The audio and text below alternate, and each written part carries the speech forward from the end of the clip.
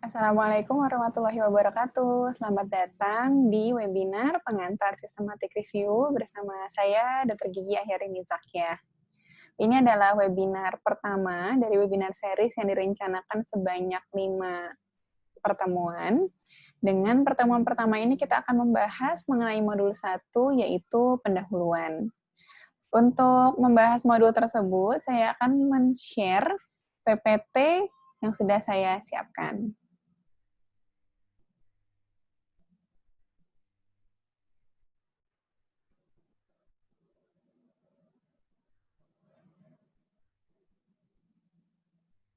Ya, ini adalah modul 1 yang kita selenggarakan pada hari Senin 29 Juni 2020, mulai dari jam 9. Apa saja yang akan kita bahas di modul ini? Ya.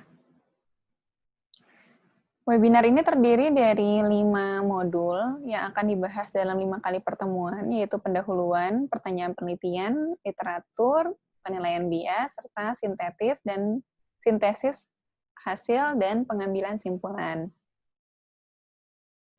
Modul ini sendiri terdiri dari 6 subtopik, yaitu yang pertama mengenai definisi, level of evidence pyramid, jenis, prosedur, pedoman, serta hasil dan contoh.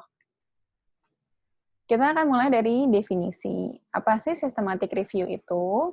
Menurut pendapat dari Cochrane di buku tahun 2008, systematic review adalah penelitian yang menggabungkan bukti-bukti ilmiah yang sudah ada untuk mendapatkan simpulan yang lebih kuat.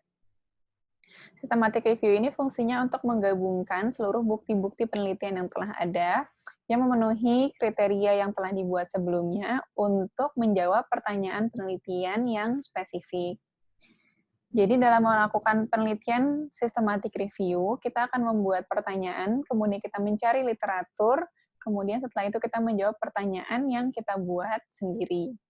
Nah, kenapa systematic review ini sangat penting untuk dilakukan? Kita lihat di gambar ini ya, ini adalah Science News Cycle. Saya yakin sejawat sekalian sudah pernah mendengar tentang riset yang dilakukan mengenai ekstrak kulit kayu bajakah.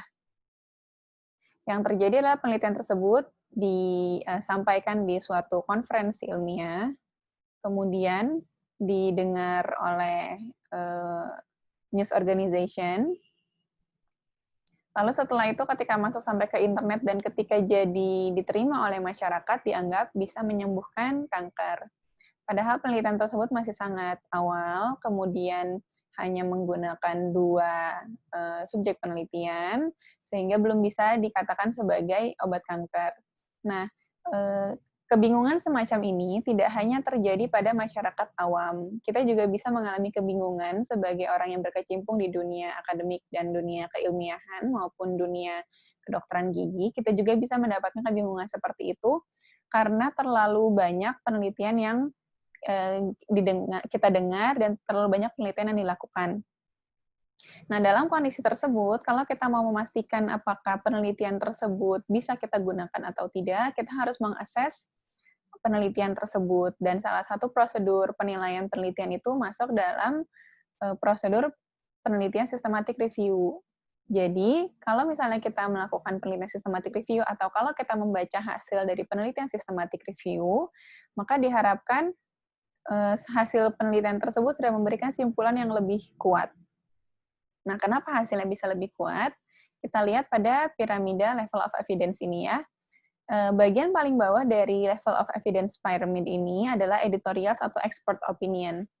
Berdasarkan yang saya pelajari, traditional systematic review itu masuknya ke sini.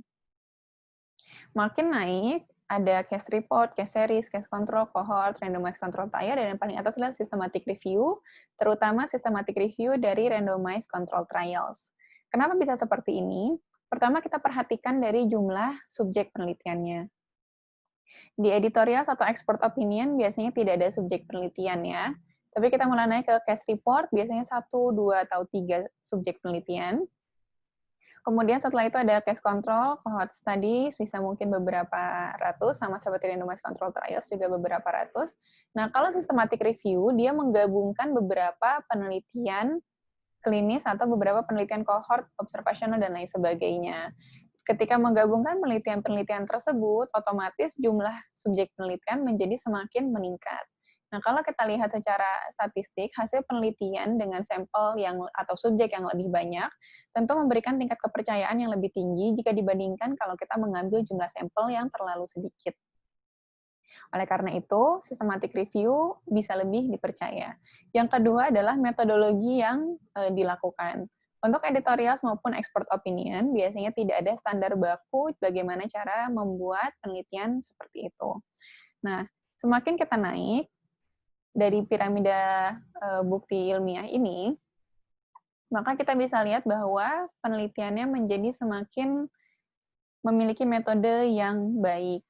Contohnya kalau misalnya dia case control atau cohort studies, kita melihat hasil observasi kita dari suatu populasi, kemudian kita menghitung efeknya dengan menggunakan analisis statistik.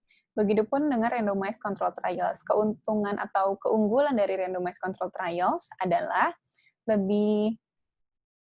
kelompok uji maupun kelompok kontrol dibagi dengan sistem randomisasi atau pengacakan.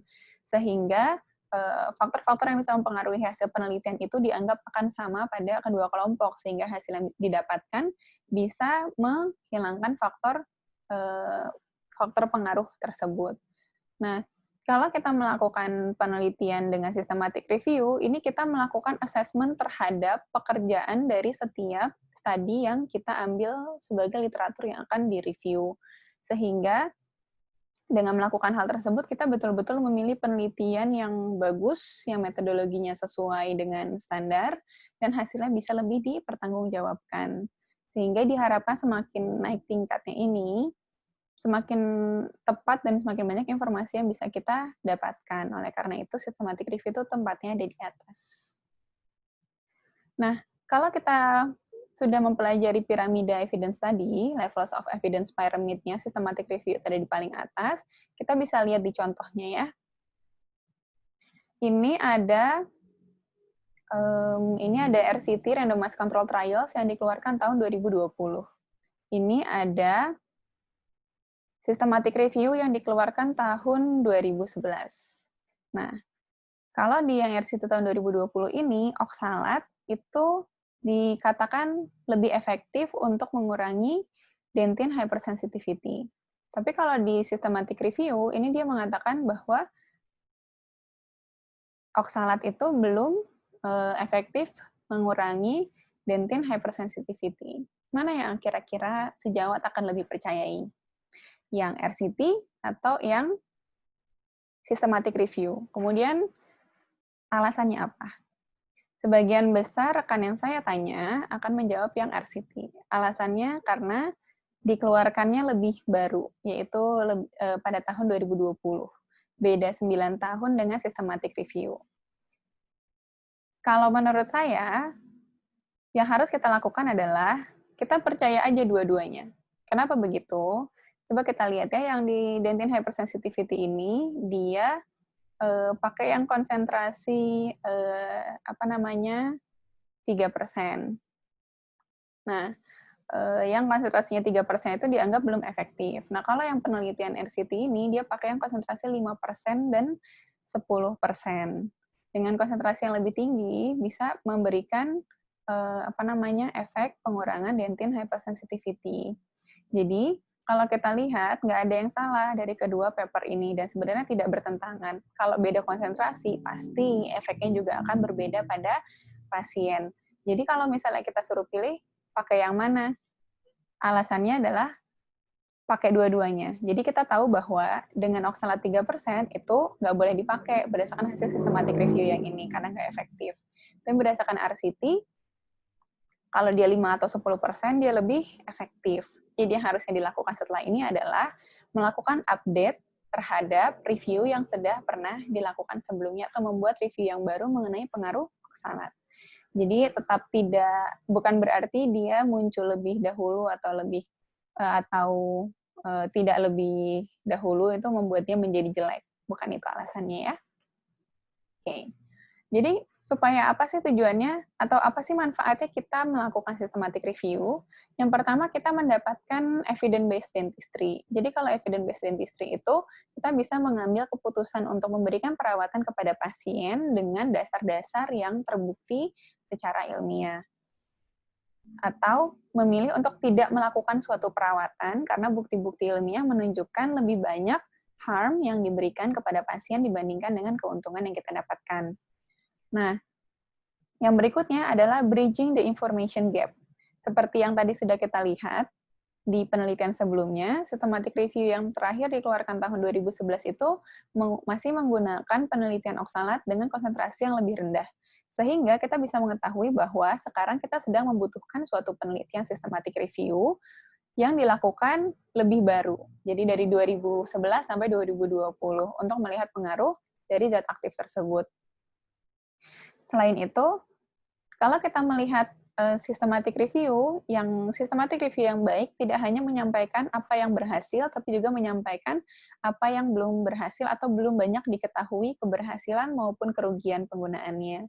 Oleh karena itu, kita bisa melihat ke laporan systematic review yang terbaru untuk mengetahui apa penelitian klinis yang masih harus kita lakukan. Dan yang terakhir adalah clear the air. Jadi yang tadi sudah disampaikan, kalau ada kebingungan atau ada dua penelitian yang dianggap kontradiktif satu sama lain, maka kita bisa melakukan systematic review untuk menilai dari masing-masing penelitian tersebut. Apakah bukti yang bertentangan memang sama-sama bagus, sama-sama sesuai metodologinya, sama-sama tepat prosedur penelitiannya, sehingga bisa dipertimbangkan, atau salah satunya merupakan penelitian yang secara metodologi masih menimbulkan banyak bias, sehingga bisa dianggap tidak perlu dipertimbangkan dalam pengambilan keputusan. Itu bisa kita lakukan dengan melakukan penelitian systematic review. Nah, selain systematic review, ini ada juga yang kita kenal dengan traditional literature review maupun meta-analisis.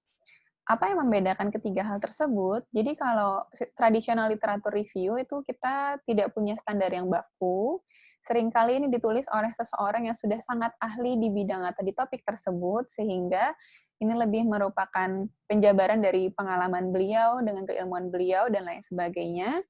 Lalu, biasanya kalau untuk publikasi traditional literature review itu by invitation. Jadi tidak semua orang bisa menulis traditional literature review yang akan diterbitkan oleh jurnal bereputasi.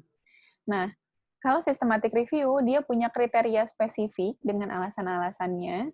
Kemudian ada metode untuk meminimalisir bias atau hal-hal yang bisa membuat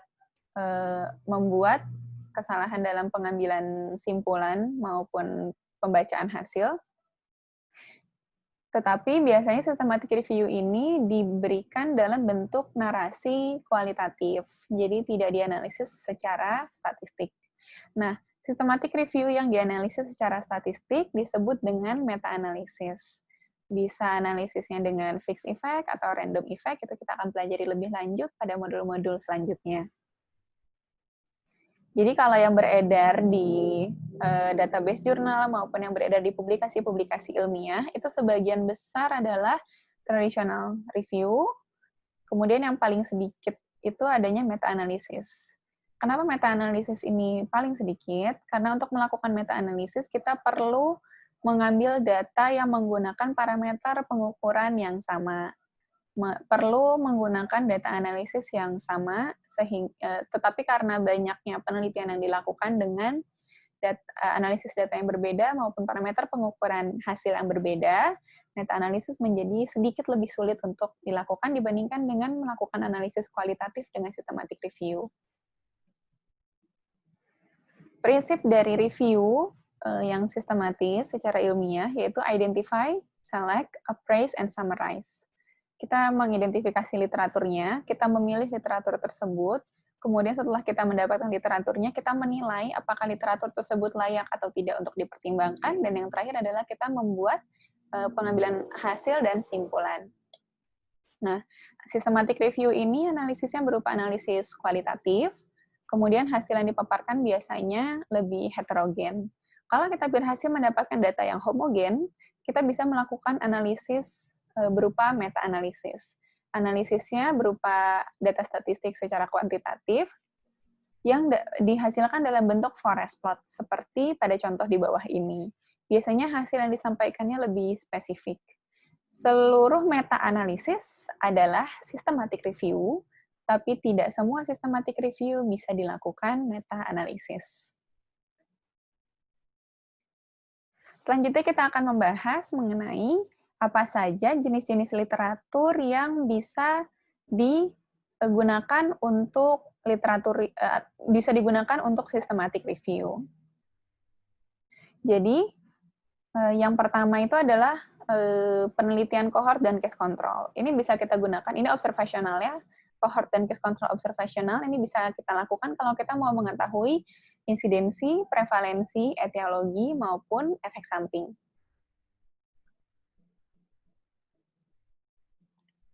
Selanjutnya adalah penelitian survei epidemiologi dan penelitian cross-sectional observasi. Ini kita kalau mau melihat prevalensi maupun insidensi. Selanjutnya, kita juga bisa menggunakan penelitian yang dilakukan di laboratorium, yang biasanya dilakukan pada mencit, kalau kita mau melihat terapi dan efek samping dari suatu perawatan yang mungkin belum diujikan pada manusia. Selanjutnya, kita bisa menggunakan randomized control trials. Ini gunanya untuk mendapatkan informasi mengenai terapi, screening, maupun efek samping dari suatu perawatan. Semua literatur ini bisa digunakan sesuai pertanyaan penelitian yang nantinya akan kita buat, ya. Nah, kita masuk ke prosedur pembuatan systematic review. Prosedur pembuatan systematic review ini dia ada beberapa langkah. Kalau di buku Cochrane itu ada 7 langkahnya. Kalau di sini saya jabarkan sampai ke update supaya lebih bisa dipahami. Jadi yang pertama adalah mengumpulkan para ahli atau mengumpulkan rekan-rekan yang berfungsi untuk menjadi suatu tim dalam penelitian systematic review. Penelitian systematic review ini membutuhkan energi dan ketahanan mata yang sangat baik, sehingga sangat tidak disarankan bagi para peneliti untuk melakukan penelitian ini sendirian. Resiko yang mungkin timbul adalah penelitinya capek ketika harus mencari banyak literatur, kemudian jadi pusing atau misalnya jadi lelah matanya, sehingga ketika melakukan seleksi atau penilaian bias menjadi tidak penilaiannya bisa menjadi bias gitu. Jadi sangat disarankan untuk melakukan penelitian ini secara berkelompok. Nah, setelah kita menentukan tim peneliti, kita membuat pertanyaan dan kriteria dari review. Pertanyaannya nanti kita akan lakukan dengan menggunakan prinsip PICO atau TPICOS.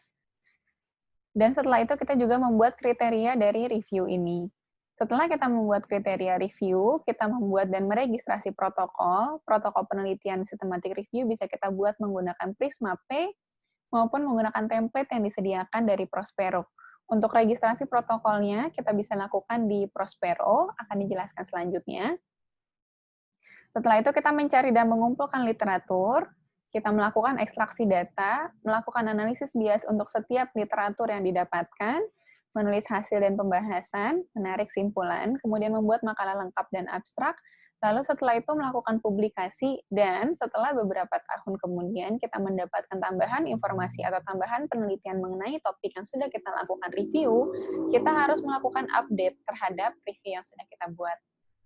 Update ini akan dilakukan berdasarkan protokol yang telah kita tentukan. Jadi, tidak perlu mengulang lagi dari melakukan penentuan pertanyaan dan membuat kriteria review. Ini adalah bahan bacaan yang sangat disarankan untuk dibaca dan dipahami sebelum melakukan penelitian systematic review. Buku ini juga salah satu buku yang saya pelajari dalam melakukan penelitian systematic review. Judulnya adalah Cochrane Handbook for Systematic Reviews of Interventions. Cochrane sendiri adalah organisasi jaringan peneliti independen global yang bertujuan untuk memberikan bukti-bukti ilmiah untuk mengatasi masalah-masalah kesehatan. Di Indonesia cabangnya ada, yaitu Cochrane Indonesia. Di akhir presentasi ini akan saya sampaikan linknya. Nah, buku ini sendiri adalah buku panduan atau guidelines resmi dari Cochrane untuk proses persiapan dan pembuatan systematic review berdasarkan Cochrane. Nah, Systematic review berdasarkan Cochrane ini merupakan salah satu systematic review yang menurut saya paling komprehensif dan paling jelas untuk dibaca serta dipahami. Jadi, kalau kita sebagai praktisi kesehatan, kita mau melakukan perawatan dan kita menemukan bukti-bukti penelitian yang saling bertentangan, silahkan dicari di Cochrane Library untuk hasil systematic review mengenai perawatan tersebut. Dan setelah itu baru kita mengambil keputusan perawatan. Oke. Buku selanjutnya yang bisa dibaca adalah buku yang diterbitkan oleh Institute of Medicine dengan judul Finding What Works in Healthcare, Standards for Systematic Review. Nah, systematic review yang standarnya dibuat oleh Institute of Medicine ini terdiri dari 21 tahapan untuk membuat systematic review yang berkualitas dari penelitian efektivitas komparatif atau comparison effectivity research atau CER. Nah, penelitian itu apa sih?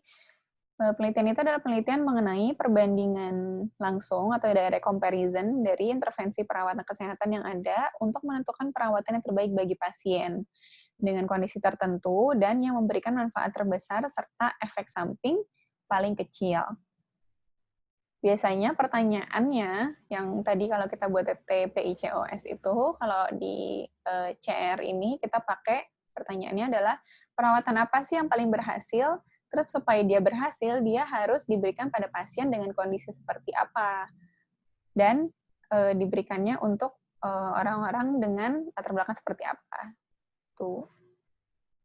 Nah, ini adalah guideline atau pedoman untuk melakukan systematic review selain dari pedoman yang telah diberikan oleh Cochrane tadi. Ya, nah, kalau menurut saya, Prisma Guideline ini lebih cenderung ke pedoman untuk menulis laporannya. Ya, bukan untuk memberikan gambaran bagaimana cara melakukan penelitian systematic review. Untuk melakukan penelitian systematic review, silakan baca kedua buku yang sudah saya sebutkan tadi. Kalau kita menulis laporan lengkap dari penelitian systematic review, kita menulisnya menggunakan guideline dari Prisma. Prisma ini apa sih? Prisma adalah singkatan dari Preferred Reporting Items for Systematic Reviews and Meta-Analysis. Prisma Guideline ini, seperti yang bisa kita lihat di kolom sebelah kanan, dia ada judul, ada abstrak, kemudian ada pendahuluan, ada metode, sampai ke hasil pembahasan, dan lain sebagainya. Yang menjadi ciri khas dari Prisma adalah flow diagram ini. Flow diagram ini digunakan untuk mengidentifikasi literatur yang digunakan pada penelitian. Berapa jumlah abstrak yang didapatkan, berapa jumlah abstrak yang masih ada setelah duplikat yang dibuang, berapa jumlah abstrak yang pada akhirnya diperiksa, berapa jumlah full text yang pada akhirnya didapatkan, dan berapa jumlah penelitian dari literatur tersebut yang pada akhirnya diikutsertakan dalam analisis kualitatif. Jika parameter pengukuran outcome-nya sama, maka berapa banyak dari penelitian tersebut yang bisa kita lakukan meta-analisis. Ini adalah ciri khas dari Prisma flow diagram. Untuk menulis laporan systematic review, kita pakai Prisma. Nah, kalau tadi yang sudah disampaikan di prosedur, sebelum kita melakukan penelitian, terutama pada tahapan pencarian literatur, kita harus membuat protokol penelitian terlebih dahulu. Bagaimana cara membuat protokol penelitian ini? Kita bisa pakai dua template. Yang pertama ini adalah dari Prisma P, Prisma Protokol. Atau kita bisa juga pakai dari Prospero. Ya. Jadi kalau Prisma Protokol ini dia checklist, ada nggak introduction-nya, ada nggak message-nya, ada nggak komponen-komponen ini yang perlu disiapkan. Nah, tapi Prisma P ini tidak di-upload, jadi hanya untuk pegangan bagi si penelitinya sebelum melanjutkan ke tahapan berikutnya. Jadi, ini bisa digunakan untuk membuat protokol penelitian yang baik. Kalau di skripsi, itu biasanya ini masuknya ke bab 1 dan bab 3, ya. Introduction dan Rational to Objective. Jadi si bab satunya adalah si bagian pendahuluannya, tujuan dan segala macamnya. Kemudian nanti dia ada yang methods ini masuknya ke bab 3. Fungsi dari protokol penelitian ini adalah untuk memberikan gambaran dan pegangan nanti ketika melakukan pencarian literatur, apa saja yang akan masuk di kriteria inklusi maupun kriteria eksklusi dari penelitian yang bisa digunakan. Nah, selanjutnya ada Prospero. Prospero ini selain dia punya template-nya, dia juga merupakan suatu website dari National Institute for Health Research yang berfungsi untuk meregistrasi protokol penelitian tersebut. Jadi kalau kita buka di Prospero, kemudian kita masukkan topik yang mau kita cari, dan ternyata di sana protokol penelitiannya sudah ada, berarti kita tidak melakukan penelitian tersebut lagi gitu. Karena kan sudah ada yang melakukan, sudah ada yang meregistrasi protokolnya. Jadi, kalau kita sebagai peneliti, kita meregistrasi ke Prospero, ini bisa juga berfungsi sebagai apa ya istilahnya kayak kita ngetek gitu. Ini penelitiannya kita sedang melakukan atau akan melakukan. Jadi, sebaiknya peneliti yang lain melakukan penelitian lain lagi gitu. Jadi nggak numpuk nanti systematic review-nya. Prospero ini di apa template-nya kita bisa download, kemudian kita isi dulu, baru nanti kita login atau kita daftar dulu, baru kita daftarkan, kita register protokol kita di sana. Nanti setelahnya akan ada link dari Prospero yang menyatakan bahwa oh, protokol kita sudah terregistrasi, gitu. Selanjutnya adalah contoh dari systematic review paper. Kalau systematic review paper, ini formatnya bervariasi tergantung jurnal. Apakah harus menggunakan Prisma? Kalau saya pribadi, saya pakai Prisma, tapi tidak wajib. Kita juga bisa pakai guideline yang lain, yaitu MOOSE, M-O-O-S-E, tapi saya belum pernah pakai dan saya tidak bisa menyampaikannya karena saya pengetahuannya tidak cukup mendalam mengenai hal tersebut. Yang saya pahami adalah sebagian besar jurnal bereputasi, termasuk yang terindeks Scopus, menggunakan Prisma sebagai guideline untuk menerima atau menolak suatu laporan systematic review. Jadi kalau sejawat sekalian berniat untuk mempublikasikan hasil penelitian tersebut di jurnal bereputasi, karena saya dari awal sudah menulis sesuai dengan guideline dari Prisma ini. Bisa dibaca di website-nya langsung. Yang membedakan Cochrane Report dengan laporan systematic review biasanya adalah pertama, formatnya. Jadi Cochrane Library ini membuat Cochrane Report itu ada abstrak dan ada ini yang paling yang jadi ciri khas utamanya itu plain language summary. Tujuan dari pembuatan Cochrane Report adalah memberikan suatu penelitian systematic review yang bisa dibaca oleh pengambil keputusan kesehatan maupun oleh penerima pelayanan kesehatan tersebut, yaitu pasien. Sehingga ada plain language summary, di mana kata-kata yang digunakan tidak terlalu ilmiah, nggak terlalu ribet, jadi bisa dipahami oleh banyak orang. Nah, kemudian Cochrane Library juga jauh lebih tebal dan lebih lengkap. Contohnya di penelitian ini, dia sampai lebih dari 240 halaman, dan format Cochrane Report ini hanya bisa dibuat oleh anggota dari jaringan penelitian Cochrane. Jadi kalau kita di luaran yang nggak termasuk dalam jaringan penelitian Cochrane, kita bisa buat reportnya menggunakan Prisma Guideline tadi. Nah, ini juga yang paling penting. Pernah dengar istilah kalau nggak ada foto berarti nggak dilakukan? Atau istilah kalau di anak muda zaman dulu tuh no picture hoax. Ini juga berlaku untuk systematic review. Kalau kita melakukan penelitian klinis, atau kita melakukan penelitian observasional, atau kita melakukan penelitian yang turun ke lapangan, kita akan punya data, pertama foto-foto kegiatan. Yang kedua adalah, misalnya kalau kita melakukan penelitian dengan uji coba pada tikus, kita bisa memberikan bukti penelitian berupa sediaan yang kita buat. Atau kalau kita melakukan observasi, kita bisa memberikan daftar hadir subjek penelitian, dan lain sebagainya. Nah, kalau penelitian systematic review, ini sulit untuk dilakukan.